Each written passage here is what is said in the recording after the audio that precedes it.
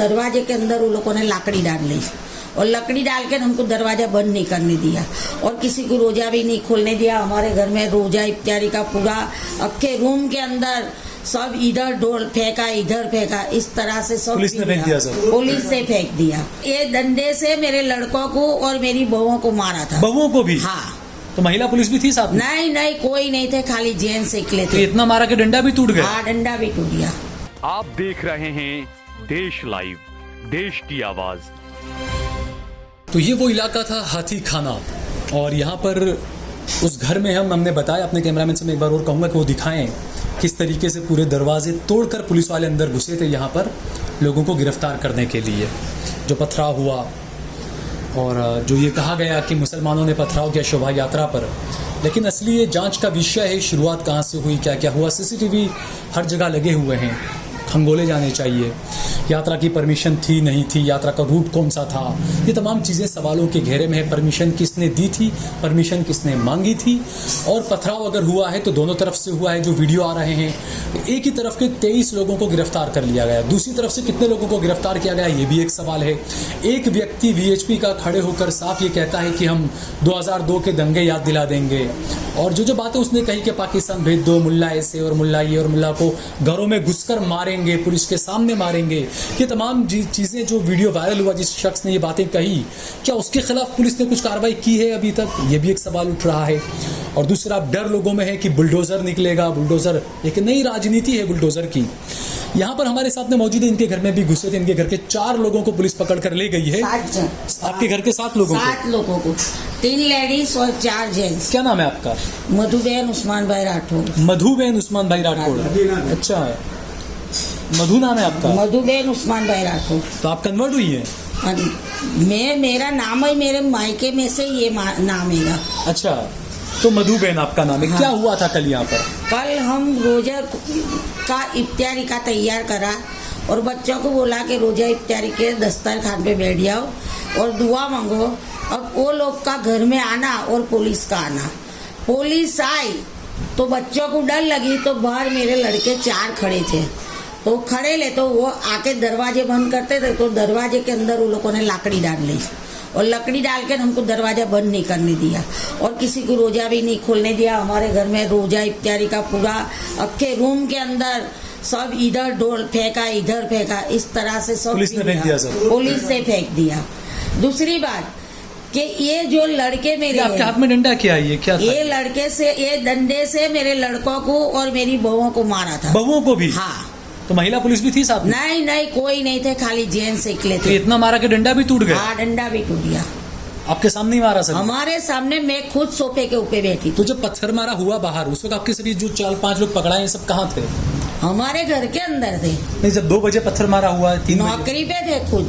सब नौकरी पर थे? हाँ, नौकरी पे थे, खुद का काम करते ही। तो उनके वहाँ पर सीसीटीवी वगैरह बाहर है? हाँ, जो उस वक्त बता पाएंगे सीसीटीवी? जो मेरा फैब्रिकेशन का काम करता है, वो लड़का ऐसा जाता है कि आज इधर काम करता है, कल उधर काम करता है, इस तरह से करता है।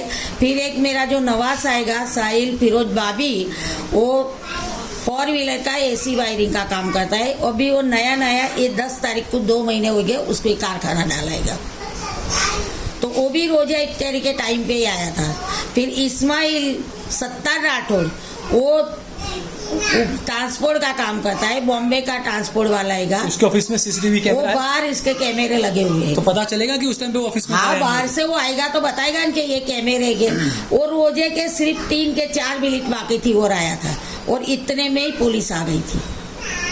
अच्छा, हाँ, क्या बता रही थी डंडे का? और ये मारने के लिए हमको जाता था, तो मैं जैसे नीचे पड़ी। ये अच्छा, पुलिस वाले का नाम है? पुलिस वाले का नाम है धर्मिंदर परमार। धर्मिंदर परमार। तो इसका जैसे कपड़े मैंने पकड़े ने, तो ये मेरे हाथ के अंदर आ गया। आपने क्यों पकड़े उसके कपड़े? वो मेरे को मार रहा, तो मैंने ऐसे उसके पकड़ लिया कपड़े, तो मैं सोफे के ऊपर गिरी। अगर नीचे पड़ी होती तो मैं खुद ओगड़ी फ्रैक्चर की मरीज हूँ। चाहे आप गिर रही थी इसलिए आपने पकड़ा? हाँ, गिर जाऊं उसके लिए उसको पकड़ लिया था। क्योंकि मेरे पैर में 18 फ्रैक्चर है और हाथ में 1 फ्रैक्चर। कैसे फ्रैक्चर हुआ? मेरा एस्टीडन हुआ है मेरे को आज से 6 साल के पहले। ये चादरात पे 7वां साल लगाएगा मेरे को 2.5 घंटे के। तो आपके आने सबको पुलिस वाले ले गए पकड़ के? हाँ, मेरे खुद को भी ले जा रहा है, पर मेरे को जो गिरी ने तो मेरे से खड़ा नहीं हुआ है, तो मेरे को छोड़ दी उसने।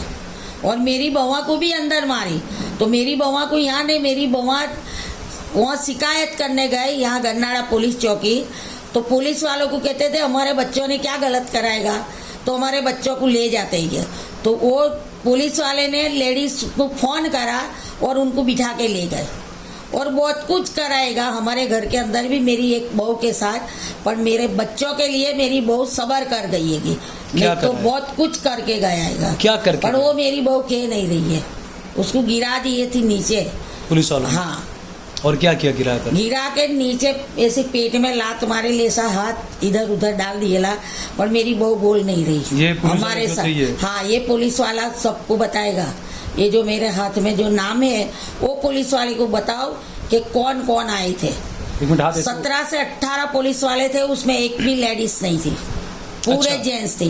तो आपके घर की जो बहुओं को ले गए तो वो पुरुष पुलिस वाले लेकर गए सारे? जेंट्स नहीं ले गए, वो लोग फिर वो शिकायत करने गए, वो मार के गए।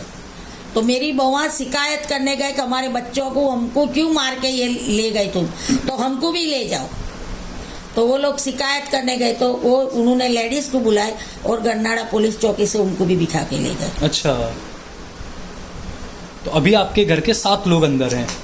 सब अंदर ही थे हम। नहीं, पुलिस में जेल। हाँ, 7 मेरे घर के अंदर। तभी कोई मर्द आपके यहाँ है नहीं अभी? नहीं, मर्द है, मेरा बड़ा बेटा अंदर बैठा था, उसको नहीं ले गए। उसको मेरे साथ ही बैठा था मेरा बड़ा लड़का। अच्छा, क्या वजह, क्यों नहीं ले गए उसको? वो बीमार जैसा रोजा रखेला था ना, वो खुद को खींच आती है। अच्छा, तो वो हिसाब से नहीं ले गया, तो अल्लाह जानता है कि उनको रहम आ गई उसके ऊपर। उसको हाथ भी नहीं लगाया, मेरे साथ ही सोफे पे फिर बैठा था। ठीक है, चलिए। अब हमारे को न्याय तो चाहिए ना इसका। एक तो मेरा लड़का कॉलेज है, पहला बरसेगा, उसको भी ले गए? हाँ, उसको भी ले गए, अयान फिरोज राठौर। तो जब पत्थर मारा हो रहा था बाहर 2-3 बजे 4 बजे जो? नहीं, मेरे बच्चे थे ही नहीं, मेरे बच्चे तो खुद के धंधे पे थे। नहीं, जो आप कॉलेज में जो बच्चा पढ़ता है वो कहाँ? वो घर पे था।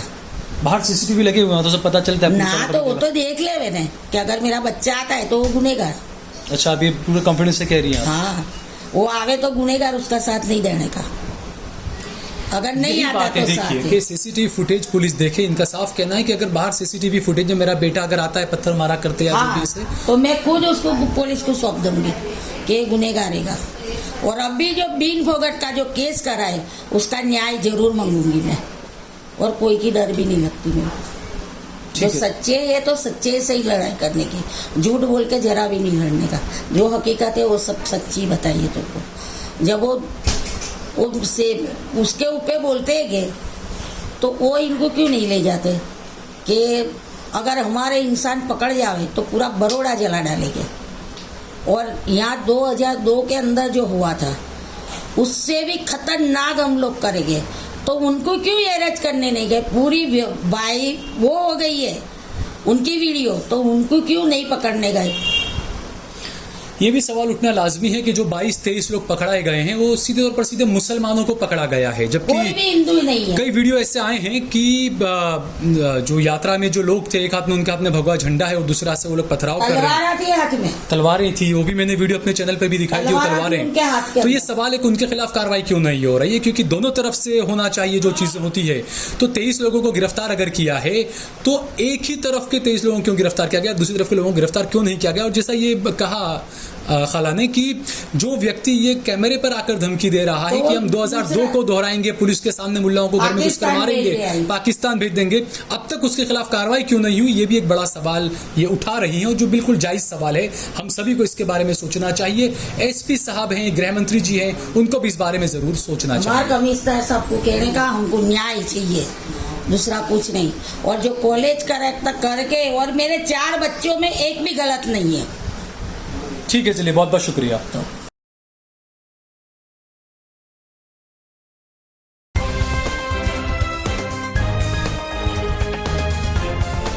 देश और दुनिया की तमाम छोटी और बड़ी खबरों के लिए हमारे चैनल को सब्सक्राइब करना न भूलें और बेल का बटन जरूर दबाएं।